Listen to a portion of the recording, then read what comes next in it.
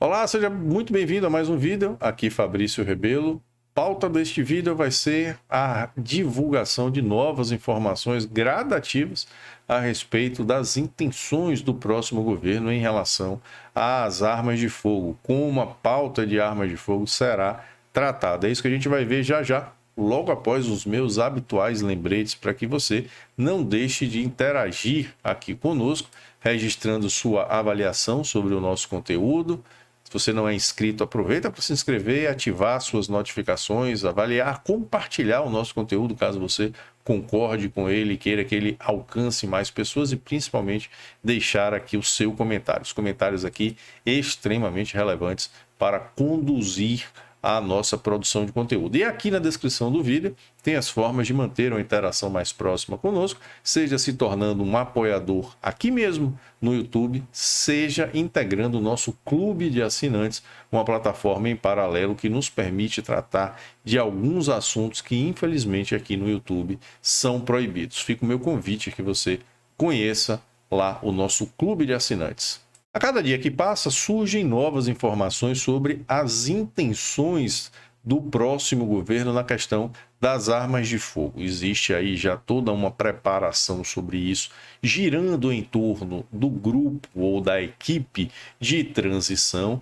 e sempre que há alguma movimentação, alguma reunião nessa equipe, surgem novas informações sobre quais são as efetivas pretensões desse grupo de trabalho, que sinaliza, na verdade, o que vem pela frente na questão das armas no próximo governo. E agora saiu mais uma matéria em que há um certo resumo daquilo que se pretende. Segundo se vem divulgando de forma bastante incisiva, o grupo de transição, ou a equipe de transição, pretende o fim do porte de trânsito e barrar a pistola 9mm. Aqui a gente tem, durante a matéria, até uma extensão sobre outras coisas, inclusive por conta da ideia de restrição também aos fuzis. Não está aqui no título, mas no corpo da matéria traz-se aqui também essa ideia de restringir os fuzis que teriam sido liberados. Mais uma vez, mais uma matéria que simplesmente ouve um lado, toma como fonte apenas as ONGs desarmamentistas e os especialistas, ou supostos, os autoproclamados especialistas dessas entidades, pessoas que não conhecem o básico sobre armas de fogo, mas que opinam e tem as suas opiniões validadas como se verdades fossem. Infelizmente é assim que a pauta de armas é tratada no Brasil. Mas algumas coisas nos chamam muita atenção aqui a respeito disso, porque desvelam um desconhecimento grosseiro.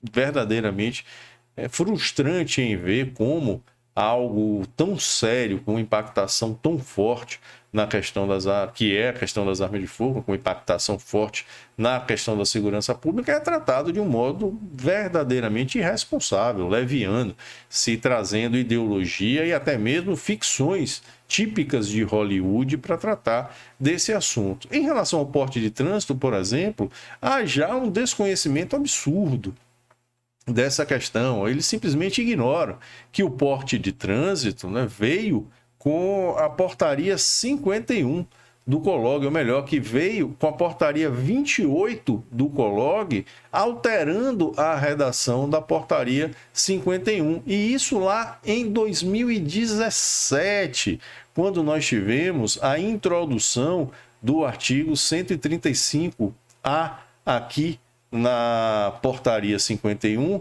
justamente fruto daquela portaria 28 do COLOG, a portaria de 2017. Deixa eu colocar aqui ela na tela, o nosso artigo 135A, que foi trazido lá pela portaria 28 e que vem de uma época nem um pouco diferente do governo Dilma Rousseff. Nós estamos falando aqui de um ato publicado ainda no governo Dilma.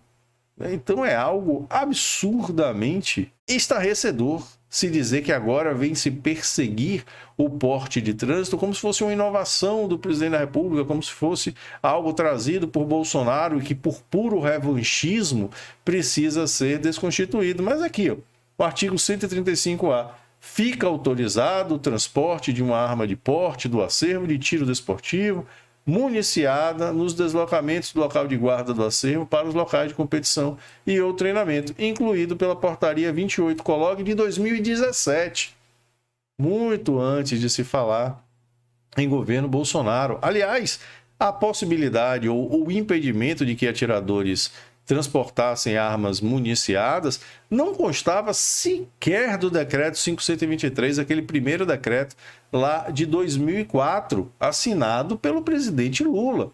Porque aqui no decreto 523 havia uma disposição expressa. Quando se falava de colecionadores e caçadores, se dizia o porte de trânsito das armas de fogo de colecionadores e caçadores será expedido pelo comando do Exército. E aqui dizia o parágrafo único: os colecionadores e caçadores transportarão suas armas desmuniciadas, mas só colecionadores e caçadores. O atirador desportivo jamais esteve incluído nessa restrição. E aí vem agora o governo, a equipe de transição, querer barrar o porte de trânsito como se fosse uma inovação.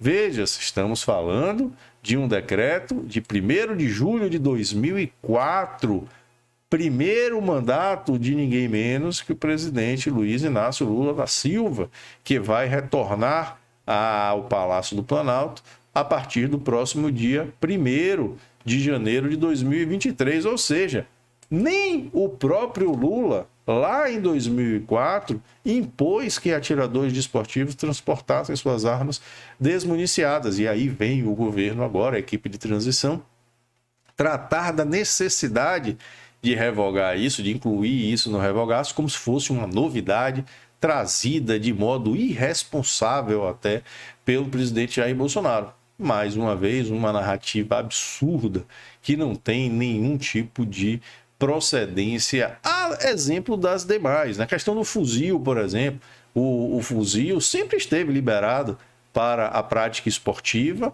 e para a caça, né? São armas que estiveram sempre ao acesso desses dois segmentos, apenas os fuzis de repetição, os fuzis que não são semiautomáticos, sempre estiveram circulando. Mas nitidamente as pessoas que estão tratando desse assunto não conhecem isso e acham que fuzil é só a plataforma R, que é o famoso T4, que popularizou a ideia do fuzil, e aí acha que se falar em fuzil, só está se falando no fuzil da plataforma R, que aí é uma arma de assalto que precisaria ser imediatamente proibida. Grande bobagem. O que se teve na gestão atual do atual presidente da República foi simplesmente a liberação dessa específica plataforma para o tiro. E não foi nem por um decreto, foi por decisão do próprio Exército Brasileiro. A exemplo, inclusive, do que aconteceu com o 9mm, que também passou a ser admitido no tiro muito antes do governo de Jair Bolsonaro. Então, são questões que não estão relacionadas ao governo atual, que já existiam antes e que agora estão sendo incluídas em um revogaço como se fossem inovações.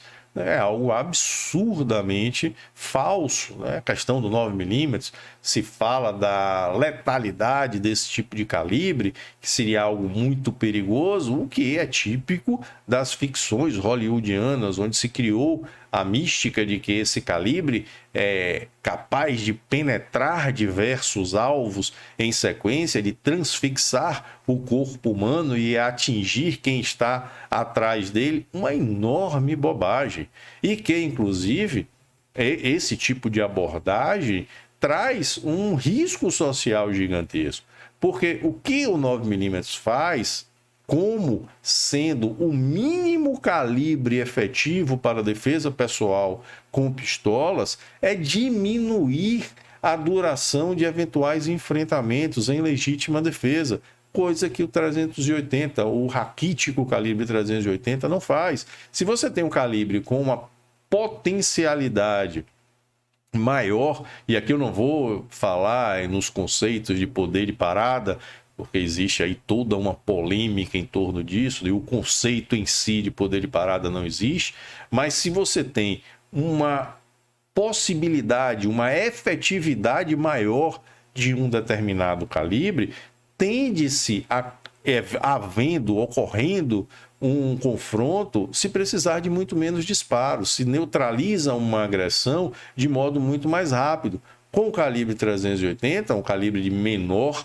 efetividade, a possibilidade de que os primeiros disparos não neutralizem o agressor é muito maior, e aí a vítima tem que atirar mais vezes. Isso faz com que o confronto se estenda mais, e com o confronto mais estendido surge aí sim o risco de efeitos colaterais, de danos colaterais, como terceiros serem atingidos por esses disparos. Ou seja, é algo que vai na contramão da técnica. A restrição ao calibre 9mm aqui no Brasil, ela nunca foi técnica. Isso se pautou em uma restrição imposta pelo Exército para o seu controle de munição, o controle do material bélico que era empregado nas Forças Armadas e, em sequência, das Forças de Segurança Pública, simplesmente para se saber que quando se achasse alguma arma 9mm circulando, se houvesse qualquer vínculo de ilegalidade, se trataria de uma arma desviada ou das Forças Armadas ou de forças